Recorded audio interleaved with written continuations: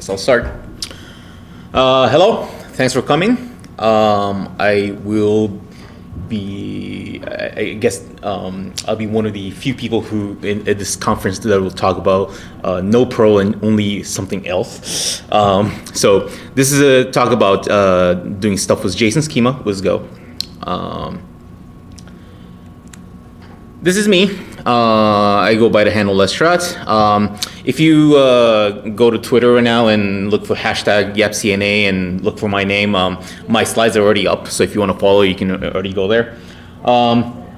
So I have been a Perl hacker, but lately I've been writing a lot of Go stuff. I'm also known as the guy who had done all the YAPC ages until last year. I actually officially retired from it last year because I got fed up. But the thing is, I don't know. When you organize conferences for so many years, you kind of start becoming this serial event organizer. I'm actually right now in the midst of preparing for my next series of conferences. Yeah, it's gonna sort of build on the stuff that I was doing, but in the YAPC Asia, but I'm gonna try to make things a little broader. But anyway, so this is where this whole story got started. I was trying to make this a new conference framework thing, and this was going to be a community event, and I needed to basically prepare all the infrastructure to do this. And one of the things I desperately needed to write was an API server, because in this day and age, you cannot only have a website for your conference. You have to have like Android and iOS support, and also if you can allow your users to do this, you want to allow your users to create third-party apps so that maybe they have a better viewer for your conference or whatever. This has been done before in YAPC ages, and when people wanted to create their own Android apps or whatever, we had to provide just ad hoc API servers. But this time, since we're starting fresh, I wanted to actually create a real API server so that people could use it. But anyway, so I need an API server. Now, so what are the considerations that I have to think about for an API server?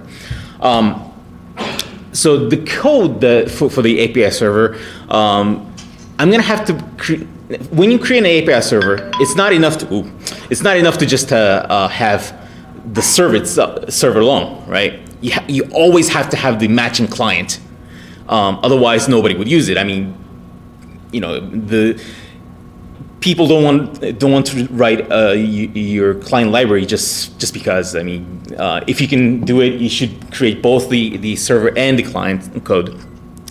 And when you generate all the stuff, you have to be able to validate all the inputs. Otherwise, you're gonna have people sending you crazy data, and you're gonna have weird logs everywhere, and you don't know what the hell's going on. So you want to have proper validation. And these specs keep on changing because you keep adding, subtracting stuff, and every time you do that, you have to update all the servers and clients. Now, this is all straightforward. If you've ever written an API server, this is nothing out of the ordinary here. But the thing was that I had to take into consideration here is that this is going to be a community event.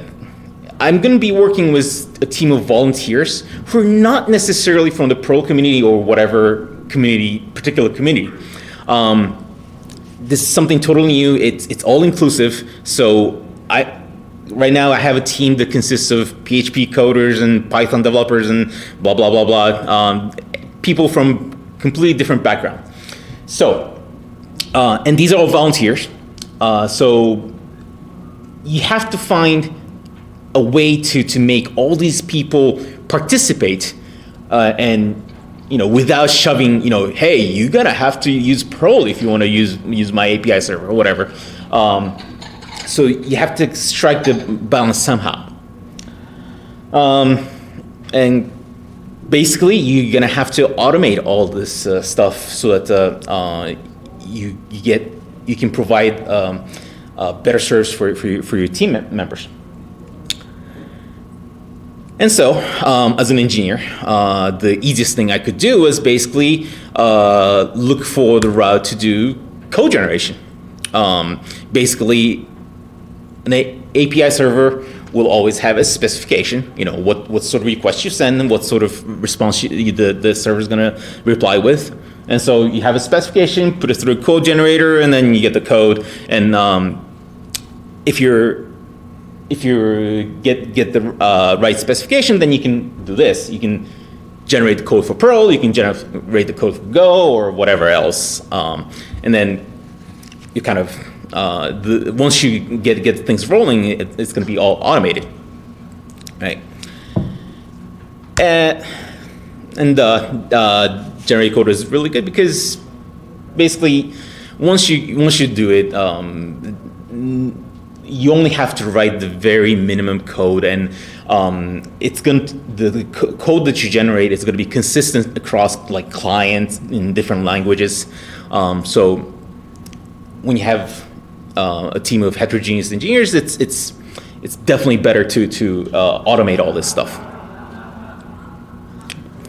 Okay, and so this is basically on the server side. This is basically on server and client side what I envision to have.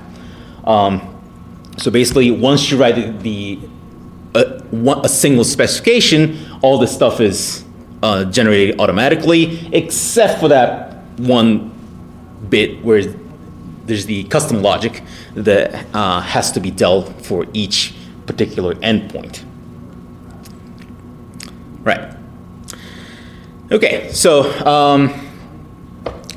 so far, all this you could definitely do as Perl or not, but again, in this particular situation, I decided why not Go, because one of the biggest strengths was Go is the fact that you can actually generate a single binary, and in my case, I don't have to explain how to do CPAN to my team members. This is the same story with Python and PHP actually, or Ruby. I don't want to explain how to use gem, or I don't want to explain how to use the what's that for Python? Pip, and I don't know anything about PHP Composer. I forget. But anyway, I've been a Perl programmer for over 15, 16 years. I love CPAN, but it's a pain to explain to non-Perl programmers, and it's a pain to have them type CPAN or CPAN M, whatever, and have them wait and for the next 15 minutes, they complain that it's taking forever. So in this case, if I chose Go, then it's just, hey, you got a binary, copy, done. And even if I had to have others maintain the server deployment or the server side, that's all they have to really care about. So, and also, if who's familiar with writing Go code here? Okay, so for those of you who hadn't really done Go, one of the greatest assets for Go is the fact that it comes with all the parsers, the ASTs, and code formatters. So it's really, really good for code generation. You can just generate sloppy code and forget about it. In fact, all you really have to do is come up with code and just write this, and voila, you get standardized Go code, right? So when you're generating Perl code, for example, I mean, you could run through Perl Critic or Perl Tidy or whatever, but Procreate and Protidy, both of those, they have the, in the true to the Pro way, you can tweak almost every single parameter, right? Whereas in Go, there is no such thing. There's only one way to format Go, and that's it. This is actually good when you want to just fire and forget these things. And I actually think this is one of the killer features of Go, because once you start writing Go code, there's just no way you're gonna have this holy wars of how many spaces you're gonna use for indent, or if you're gonna have spaces after braces, or that kind of thing. So I really think having a universal code formatting is really, really good thing to have. Oh, and this is not really that important, but also for all you Perlmongers, Go allows that trailing comma. Well, actually, it forces you. When you have a line that's separated out like that, you have to have the trailing comma, otherwise it's a syntax error. So I really love it. It feels right at home. Okay, so that's how I sort of decided, okay, well, it's simple, so I'm just gonna use Go. Now next, as far as specifications go on how to specify the endpoints of the API, there are a lot of technologies out there, and I had to decide on which one to use. So I'm just going to go over sort of the thought process that I went through with each of these. So this first protobuf, flat buffers, they're pretty much the same thing. Flat buffers is new. Protobuf has been around for a long time. It's a great tool if you're using it by yourself. When you start having to force others who are not necessarily up to speed with this tool, it gets really hard because it's binary protocol. You can't just inspect like a regular HTTP call.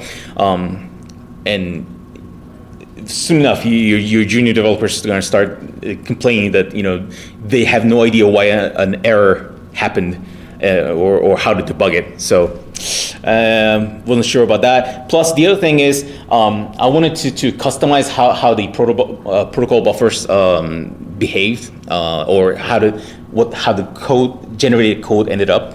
And so I asked a Googler, is there an example, how to write extra new plugins for protobuf? And the answer I got from this Googler was, okay, so if there aren't 10 people who knows how to write a protobuf plugin, I guess I won't be the 11th one. Yeah, so that was kind of out. Yeah, this is true story. And next one was gRPC. Again, this is Google stuff. It's HTTP 2. It's new and hip.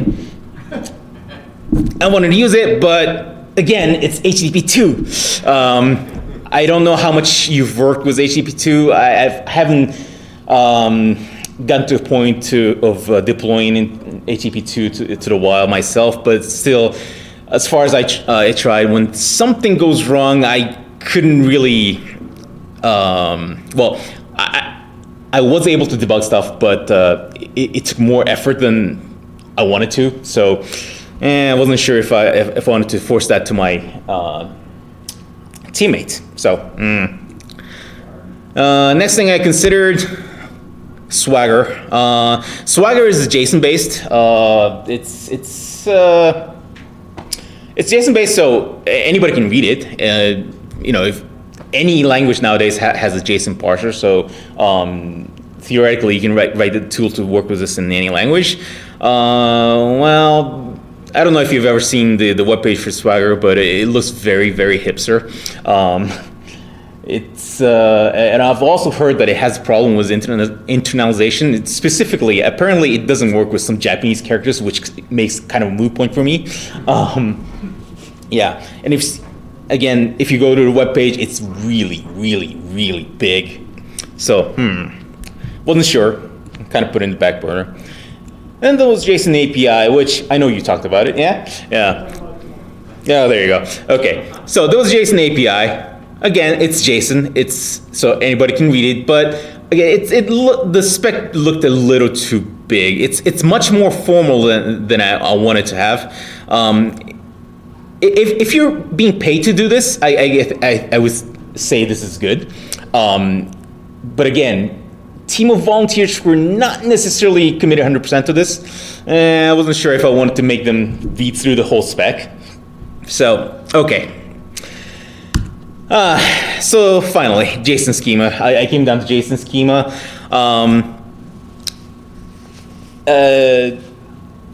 So the common point for the last three options that I had, basically they were all JSON. It was text-based and anybody could read it. The thing was JSON schema compared to the other options where it's simple. It's more like a toy, but for my purposes, it was good enough. I would rather not have an intimidating spec to give out to for my teammates and say, well, okay, we'll read it when we have a time. That was an option. It had to be small enough, simple enough so that people could at least feel like they understand, right? Cons here is, well, these are basically limitations of JSON. JSON isn't that expressive. Syntax check. How do you guys do syntax check for JSON? Do you have any good solutions? Tidy it. Well, tidy it is, I mean, you have to end up tidying it, but what do you use? What tools? Val decode JSON. Well, close, yeah. So I used to do that, and then there was JQ. Do you know the tool JQ? Yeah.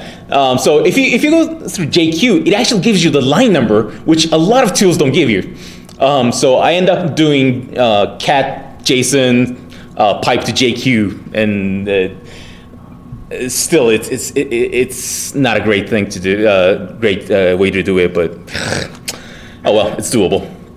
And also, I really hate the fact that you can't comment on JSON, but. That's what YAML's for. Yes. Now, I actually forgot to put it in the slides, but the only reason you didn't use YAML was the fact that the YAML parser for Go really sucks. So if I had to use YAML, I will definitely use Perl. Yeah. All right. So just in case you don't know what JSON schema is, it basically describes a particular JSON format in JSON.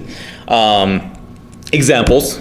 If you want to describe a hex string, oh wait, there's a little typo. I didn't need a plus there.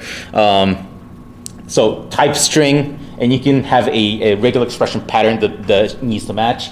That has to have a plus sign before the dollar. If you want a positive integer, type integer minimum 1. Sorry. Anyway, you get the point. Something like that. You can also combine rules. You can have one of either of these. And you can combine that to describe a object. So like a hash, right? An object which has a name, an age. Age is an integer, name is a string. Name it could has a max length of 128. And name is required, but age is optional, right? You could also have references. So basically, in the age and name section, I cut the actual definitions for brevity, but you can have the actual definitions in arbitrary location in the JSON schema, and refer back by saying $ref whatever path. This is called a JSON reference, which is actually a really half-baked spec. when you go look up JSON reference, you're gonna find a draft specification from about 4 years ago, and they haven't really made it as a formal spec, but it's simple enough. So a lot of people just kind of use that as the basis and write libraries for this. Okay, so this is the gist of JSON schema. It's fairly simple, and I think that this is simple enough that my team of volunteers are not intimidated by it. So I guess this works. There's also this thing called JSON hyperschema. It's basically HTTP endpoints with JSON schemas to describe the input and output. It sort of looks like this. Basically, you have a links section with href, which is the path, and schema is the request payload, the specification for the request payload, and target is the response, right? So when you use hyperschema with JSON schema, you get to describe each of your endpoints and what you send in and what you get back. All right. Now, okay, so JSON schema looked good for me, and I was gonna write stuff in Go. So here starts the searching. Now, it turns out, unlike the mature Perl community, Go doesn't have a lot of mature libraries for these things. There are lots of missing components. There was actually a few JSON schema libraries, but all they could do was read the schemas and validate the equivalent of raw hashes in Go. You couldn't pass structs or anything like that, which is kind of a pain. And none of them actually created validators, and there was no library for hyperschema, and there wasn't anything that could generate web app skeletons. So, well, okay, I'll write everything. So I wrote JSON pointer, their equivalent in CPAN 2. I wrote JSON reference. I wrote JSON schema. So at this point, I was able to write JSON schemas.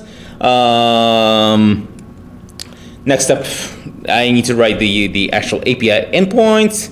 So I wrote the hyperschema, and then I wrote a validator generator.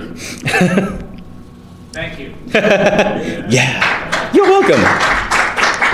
By the way, this validator stuff is by far my favorite tool that I wrote so far. It's favorite library that I wrote so far for this project. So basically, you give it a JSON schema, the left side, and you get back a complete Go code that you can just cut and paste. And let's see, I'm just gonna show you a demo here because I like it.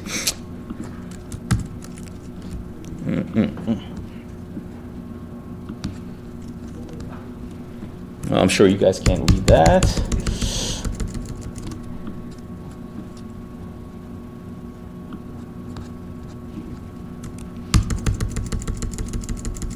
Big enough?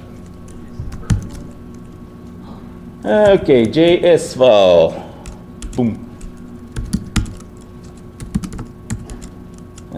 Too big, but so basically,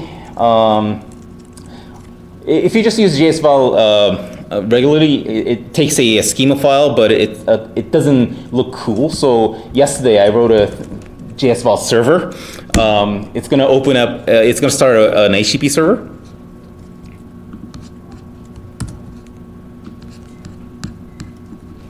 Localhost 8080. Yep. So I'm sorry, it has absolutely no CSS there. Looks But beautiful to me. I wrote this yesterday. So anyway, so given this schema, basically a string that can be one of these foobar bars, this code gets generated. And then you can just cut and paste this, and it's going to magically work. You basically take this v0 and call validate on with it, and it's going to work. You can have more rules to it. Let's see. So, well, this doesn't really make sense, but min length. Nay. Yeah, here you go. Comma, yeah, there you go. So you just added one more rule here. It gives you the validators. You can also have the definitions that I told you about. Definitions, whatever, foo. And I'm gonna put this whole thing in the definition here. And refer it as, let's say, properties.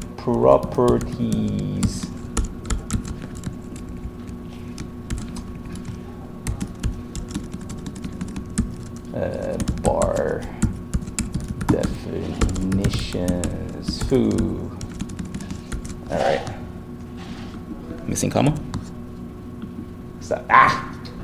Properties. Boo, boo, boo, boo. Oh, damn. Oh, okay.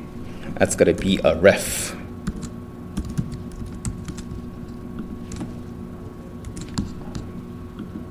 Yeah. So, this case, what it's doing is basically you have the definition here, which is referred to by here, right? So, this is the single definition, which could be referred to by other multiple rules. So, it gets referred symbolically over there. Anyway, so you can just cut and paste this code, put it in your Go code, and then just commit it. The reason why it generates code like this is, unlike dynamic languages, you don't really want to load definitions at runtime and have it generate the rules within the memory, because for one thing, you want to exploit the fact that Go can compile all this stuff beforehand, right, and make your boot time much faster. So the idea is, while I could have just always required a file to read from a file, right, the definition from file, for purposes of using Go, it's much better to just have all the code laid out and just cut and paste that to the files in the project. So anyway, getting back. All right, so at this point, I can parse the schema. I can have the hyper schema to set up all the endpoints. I know I have all the validators that are required. So next step would be to actually generate the server and client code, right? Now, when you Google for JSON schema, Golang code generation, there are a lot of blog entries that talk about how it's really cool to do it, to do this, but none of them actually give you the code to generate servers and clients. All right. So again, I wrote something called HSUp. Thank you. You're welcome. So it takes JSON hyperschema file. It builds a server skeleton. And yes, it generates code like this. Detail is not important, but it does all the reading the client's request, parsing it, marshalling into JSON, blah blah blah. It also generates the client code. It's very long because I also have all the debug statements that I needed to debug all this stuff. But anyway, So yeah, almost done. Now, the problem with having this kind of a tool is that it's a little too generic. Specifically, the way you access your database, for example, it's really hard to generalize it unless you're using Rails.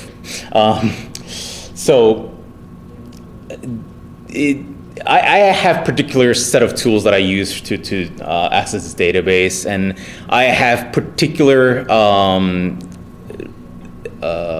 ways to encode the data during the request. So, and I wasn't going to force this into all the users for this skeleton utility. So, if you're familiar with Go, Go allows you to have this internal package. Internal packages can live within a Go package, but it doesn't get, it's not exposed to the outside world. So you can pretty much kind of, have specific tools there, and don't worry about having your consumers being able to use it. So everything under internal can only be accessed within the project. So here I have GenDB, GenModel, GenTransport. All these tools they basically create the transport layer, the marshalling, the serialization, the deserialization, data retrieval, insertion. So basically the database access layer, and all the caching, blah blah blah. Now this is done by basically parsing Go code, because I can. All I have is a small annotation there, plus transport, plus model to these struct definitions. And whenever it's annotated like this, it just generates the right code. If you're not familiar with Go, there's also these thing called the struct field tags to the rightmost side. That tells you, that gives you hints for each of the field. In this case, the JSON column means how to encode into JSON, or which field to look at to retrieve the field value for this from the JSON struct. Okay. And parsing Go code is actually really, really easy because it's in the standard library. All you really need is this. And you have a complete tree of your source code. And all you have to do is descend into the tree, retrieve the right data, blah, blah, blah. Which I'm sure you've done in the past, so I'm not going to get into details.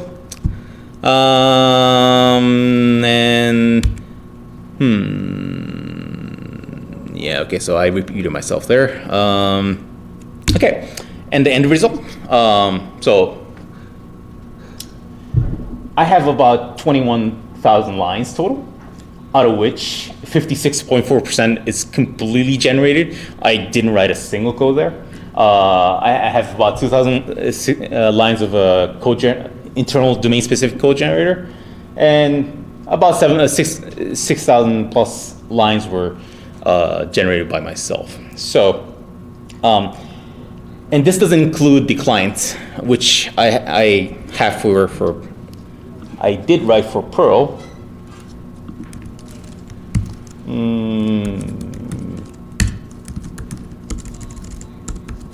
So I have a P5 directory with an internal bin, blah, generate from spec file. This actually generates these files. Blah, blah, blah. And the only thing it really does is it reads the JSON schema file. See, with Perl, it's much easier to handle JSON files, decode JSON. It's much nicer. But it doesn't do all the type checks, so it does a lot of hand waving there. Anyway, so I could do the same for Python and Ruby and whatever. I'm actually waiting for the other team members to do that for me. But everything is there, so I think it's going to be done soon enough. Yep. And all the code is up.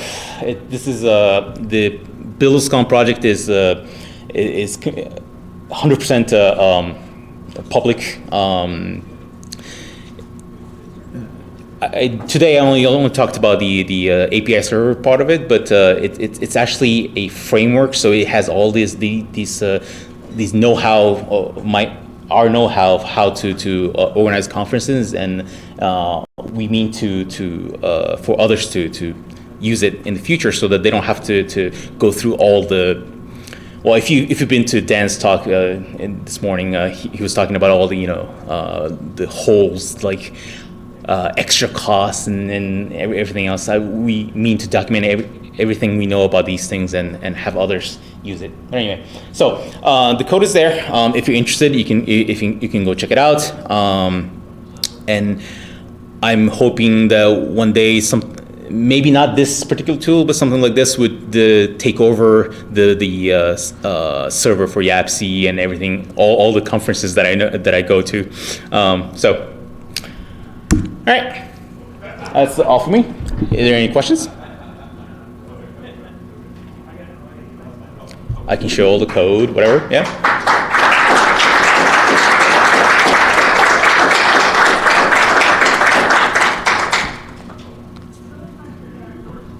Anything?